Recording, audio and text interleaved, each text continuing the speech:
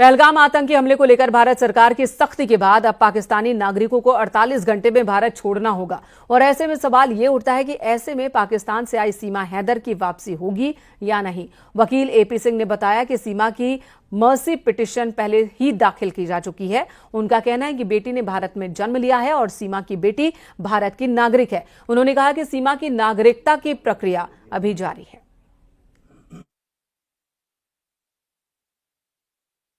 पहलगाम में हुए आतंकी हमले के बाद से भारत ने पाकिस्तान पर कार्रवाई शुरू कर दी और इसी क्रम में भारत में रहने वाले पाकिस्तानी जो शॉर्ट टर्म वीजा पे हैं उन्हें 48 घंटे का समय दिया गया है। लेकिन इन सब के बीच एक सवाल जरूर उठने लगा है। वो सवाल है पाकिस्तान से आई सीमा हैदर को लेकर और इस पूरे प्रकरण में यह सवाल उठा है कि क्या पाकिस्तानी महिला सीमा हैदर अब भारत में रहेगी या वह पाकिस्तान वापस जाएगी। इन सब के बीच न्यूज़ 18 से बातचीत के दौरान एपी सिंह जो सीमा हैदर के वकील हैं उनका कहना है कि मर्सी पिटीशन पूर्व में ही दाखिल की जा चुकी है और साथ ही क्योंकि सीमा हैदर ने बेटी को जन्म दिया है और उस बेटी को भारत की नागरिकता मिली हुई है। फिलहाल माँ और बेटी दोनों अस्पताल में एडमिट हैं। साथ ही यह भी कहा है कि जो भारत की नागरिकता है सीमा के लिए उसकी प्रक्रिया जारी है और कानूनी दांवपेच में अगर कोई भी डॉक्यूमेंट्स की जरूरत होगी वो भारत सरकार को उपलब्ध कराए जाएंगे।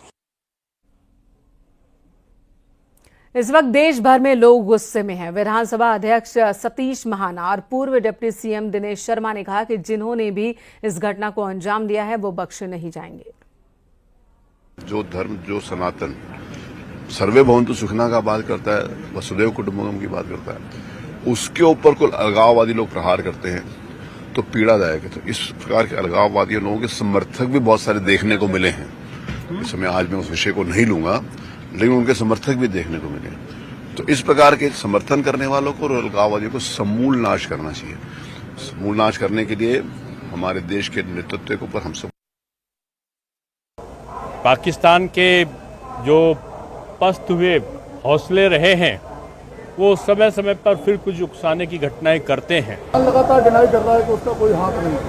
अब ये कूटनीतिक विषय है और हमारा विदेश विभाग बहुत अच्छी तरीके से इसको देखता है और निश्चित रूप में जो दोषी हैं बख्शे नहीं जाएंगे। उन्होंने ये कहा हम भी तैयार हैं। अब कौन तैयार है कौन नहीं तैयार है ये तो वक्त बताएगा, लेकिन मैं इतना कह सकता हूँ कि जो भी दोषी है वो जहाँ भी होगा वो बख्शा नहीं जाएगा।